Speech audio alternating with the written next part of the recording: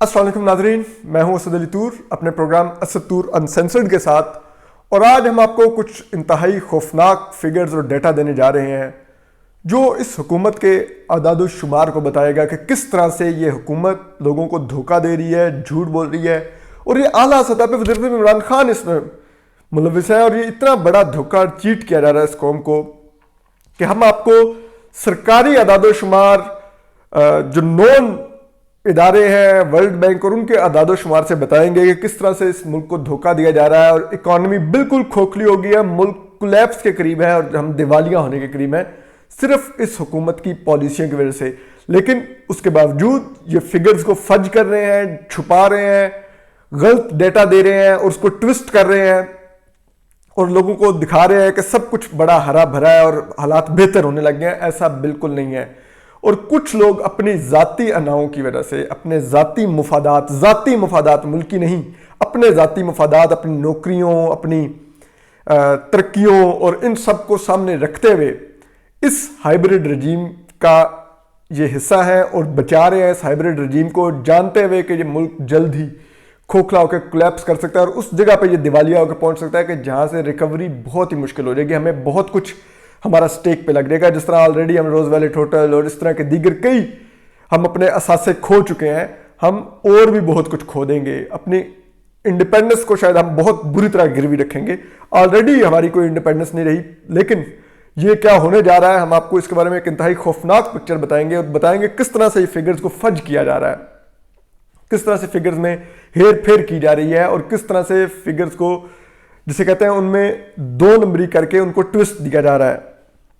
तो हम आज आपको बताते हैं कि वज़ीर आज़म इमरान खान ने दावा किया कि पाकिस्तान की इकॉनमी बड़ी बेहतर हो गई है और बड़ी बेहतर चल रही है हालात, लेकिन उनके बकौल जो उन्होंने इस साल जनवरी में एक ट्वीट किया और उन्होंने कहा कि पाकिस्तान की जो एक्सपोर्ट्स हैं वो खित्ते में, यानी कि उन्होंने बांग्लादेश और भारत से कंपेयर किया, सबसे ज्यादा बढ़ गई हैं और वो 18.30% बढ़ी हैं, जबकि उसके मुकाबले में भारत की -0.8 कम हुई है, बांग्लादेश की -6.11% कम हुई है। जबकि उन्होंने इतना बड़ा ये झूठ बोला। पहली तो बात यह है कि स्टेट बैंक ने जो डेटा रिलीज किया उसके मुताबिक पाकिस्तान की जो एक्सपोर्ट्स हैं वो सिर्फ 6% बढ़ी थी, सिर्फ एक माह के लिए, वो भी दिसंबर के माह के लिए, जो कुछ 300-350 मिलियन डॉलर बनती है। जबकि इसी दौरान जब वज़ीर आज़म दावा कर रहे थे कि बांग्लादेश और भारत की एक्सपोर्ट्स घट गई हैं, हमारी बढ़ गई हैं, खित्ते में हम बहुत तरक्की करने लगे हैं, उस महीने जो भारत था उसने 26.9 मिलियन डॉलर की एक्सपोर्ट्स की। 26.9 मिलियन डॉलर, हम 300-350 मिलियन डॉलर, मतलब हमको 30-35 करोड़ डॉलर बढ़ने पर हम खुशियां मना रहे थे एक माह के लिए। भारत उस एक माह में 26.9 मिलियन डॉलर की एक्सपोर्ट्स कर रहा था। फिर बांग्लादेश से भी अगर कंपैरिजन किया जाए कि जी बांग्लादेश की 6% एक्सपोर्ट्स घट गई हैं, तो यह भी झूठा दावा था, यह भी डिस्टॉर्टेड फैक्ट्स थे। बांग्लादेश ने उस माह भी 3.3 बिलियन डॉलर यानी 3 अरब 30 करोड़ डॉलर की एक्सपोर्ट्स की। पाकिस्तान 30-35 करोड़ डॉलर पे खुशियां मना रहा था और ये बांग्लादेश की जो एक्सपोर्ट्स थी, पाकिस्तान की एक्सपोर्ट से उस माह भी 40% ज्यादा थी। जो पाकिस्तान ने कुल एक्सपोर्ट्स की, जो बांग्लादेश ने कुल एक्सपोर्ट्स की उस दिसंबर के माह में 40% ज्यादा थी। हमें क्या बताया गया? हमें कुछ और बताया गया। फिर आप देख लें कि हमें कहा गया हमारी एक्सपोर्ट्स बढ़ गई, हमारा कारोबार बेहतर होने लग गया, हमारी इंडस्ट्री चल पड़ी है, सब कुछ। उसका भी सुन लें, हमारा अभी भी एक्सपोर्ट्स 2017 के मुकाबले में भी कम है। 2017 में जितनी पाकिस्तान ने एक्सपोर्ट्स की थी उससे 2.1 अरब डॉलर यानी कि 2 अरब 10 करोड़ डॉलर की 2020 में पाकिस्तान में कमी थी एक्सपोर्ट्स में, ज्यादा नहीं हुई थी। यह भी झूठ था। इंपोर्ट्स में भी अगर देखा जाए तो यह 13.4 अरब डॉलर घट गई। ठीक है।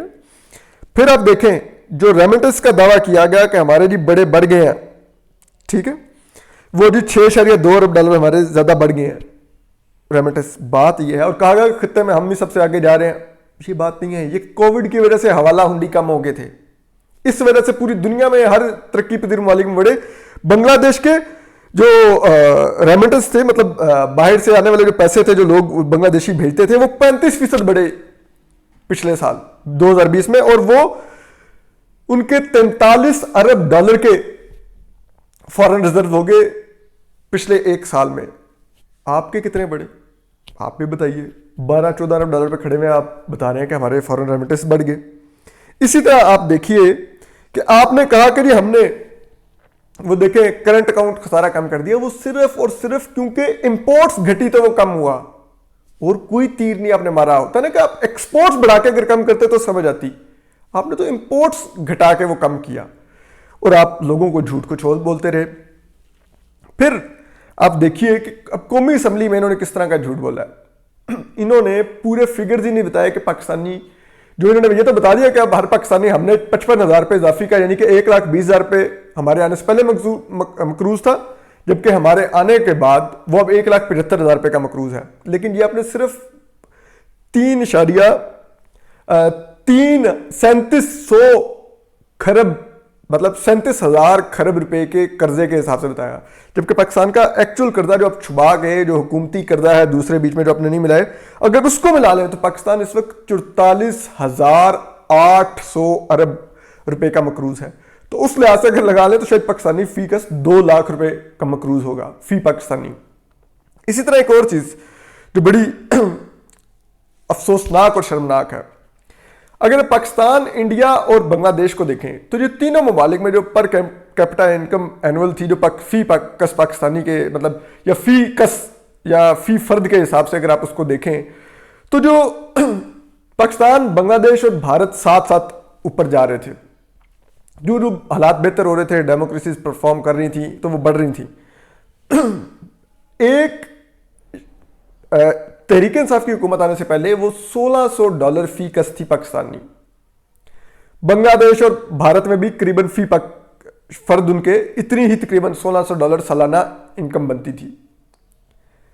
तहरीक इंसाफ की हुकूमत आने के बाद उधर बढ़ती रही वो। भारत में वो तकरीबन $2,100 फी कस के करीब पहुंच चुकी है। अगर आप देखें बांग्लादेश में तो वो तकरीबन $1,900 फी कस पे पहुंच चुकी है। $1,600 तक हम उनके साथ गए, $1,600 के बाद उधर $1,900 और $2,100 फी कस पे पहुंच चुकी है। पाकिस्तान में वो घटकर 1,600 से इन 2 साल में गिर के पाकिस्तानी की आमदन घटकर $1,200 सालाना रह गई है।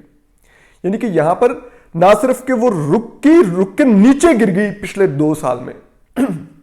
आप महंगाई देख ले कहां पहुंची, 14.6% तक गई पाकिस्तान में महंगाई। अभी भी ये कह रहे हैं वो प्राइस सेंसिटिव इंडेक्स, और अभी पेट्रोल की आपने प्राइस बढ़ाई है। उसकी वजह से आपको हम बताएं कि सिर्फ घी की कीमत 6 रुपए बढ़ी, चिकन की कीमत 25 रुपए बढ़ी, जो आम आदमी के पहनने के सैंडल हैं वो 50 रुपए से 300 रुपए तक बढ़ गए, सिर्फ एक पेट्रोल की कीमत बढ़ाने से। जबकि उसके अलावा अब जो प्रेडिक्शन की गई है, चीनी की कीमत इस रमजान में 115 रुपए किलो पे पहुंचेगी, 100 रुपए पे पहुंच चुकी है। और हम आपको यह भी खबर दें कि पिछली दफा भी ये नीचे लाने में जहांगीर तरीन ने वज़ीर इमरान खान को मैसेज किया कि चीनी इंपोर्ट करवा लो। अब वज़ीर इमरान खान और जहांगीर तरीन के रास्ते बहाल हो चुके हैं, व्हाट्सएप पे एक दूसरे से बात करते रहते हैं रेगुलर। तो उन्होंने कहा कि मंगवा लो, ये ना हो बाद में फिर कहना कि जहांगीर तरीन ने चीनी चोरी कर ली। इन्होंने मंगवाई तो उस वजह से वो 80 रुपए पे आई और फिर 100 रुपए पहुंच चुकी है। और अब जो लोकल शुगर कार्टेल है वो उसको 115 रुपए पे ले जाने की तैयारी कर रहा है रमजान तक। लेकिन इस हुकूमत का कोई अता पता नहीं। ये ऐसे फिगर्स हैं, ये इस तरह का झूठ बोला जा रहा है। इधर लाइन लॉसेस बढ़ने की वजह से 1.5% बढ़ गए। बिजली की जो बिल आप लेते थे वो 5% घट गए, बिजली की चोरी यानी कि बढ़ गई। उस वजह से आपका जो वो था ये जो क्या होता है डेट जो होता है, जो गर्दिशी कर्जा होता है, वो 1,000 अरब से बढ़कर 2350 अरब रुपए पे पहुंच गया, यानी कि 2,350 अरब पे पहुंच गया। उसके लिए आपने 200 अरब रुपए महाना लोगों की जेब से निकालने के लिए बिजली महंगी कर दी, ₹1.95 फी यूनिट। और आप लोगों को बता रहे हैं नहीं सब अच्छा जा रहा है, महंगाई नहीं है, इकॉनमी बेहतर होने लग गई है, देखो ये हो रहा है।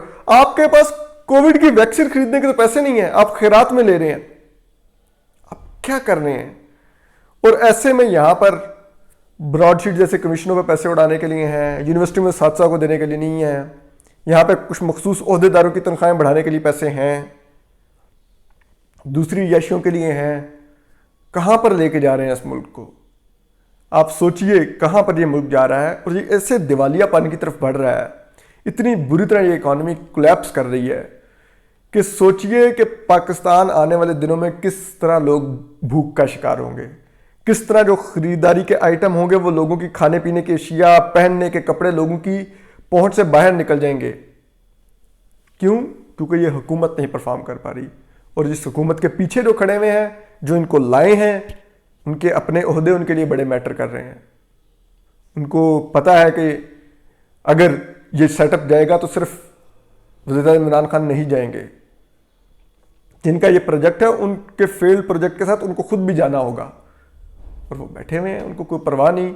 ये मुल्क डूब रहा है, झूठ बोल रहे हैं, गोएबल्स बैठे हुए हैं, यूट्यूबर रखे हुए हैं, जो लैपडॉग्स हैं इनके, वो बैठ के सिर्फ झूठ बोलते हैं। वो सिर्फ एक काम करते हैं कि वो सच नहीं बोलते, बाकी वो सब कुछ करते हैं, झूठ बोलते हैं टिका के, जी ये देखो बेहतर हो गया, फलान हो गया, सेहत कार्ड आ गया, सब कुछ झूठ, कुछ भी नहीं है, सब कुछ कोलैप्स कर रहा है इस मुल्क का। और अलमिया यह है कि कोई इस मुल्क में नहीं सोच रहा कि कोलैप्स कर रहा है तो क्या होगा। अपोजिशन जमातें अपने तजादात और मफादात का शिकार हैं, लेकिन एक आम पाकिस्तानी के साथ जो होने जा रहा है और जो इस मुल्क के साथ बतौर रियासत होने जा रहा है, वो बहुत ही खौफनाक है। और उसी वजह से हम ये समझते हैं कि आने वाले दिनों में शायद इसी के पर साबिक सदर आसिफ जरदारी जो उनसे हैं वो बैंक कर रहे हैं कि ये सिस्टम खुद कोलैप्स कर देगा, ये सिस्टम खुद कोलैप्स कर देगा, ये वर्केबल नहीं रहा, ये काम नहीं कर सकेगा। तो देखते हैं आने वाले दिनों में सिस्टम किस तरह कोलैप्स करता है। हम आपको मजीद भी अपडेट्स करते रहेंगे, लेकिन ये मईशत की वो खौफनाक सूरत हाल थी जो हमने आपसे शेयर की। बहरहाल अपना ख्याल रखिए, खुश रहिए और सलामत रहिए। अल्लाह हाफिज़।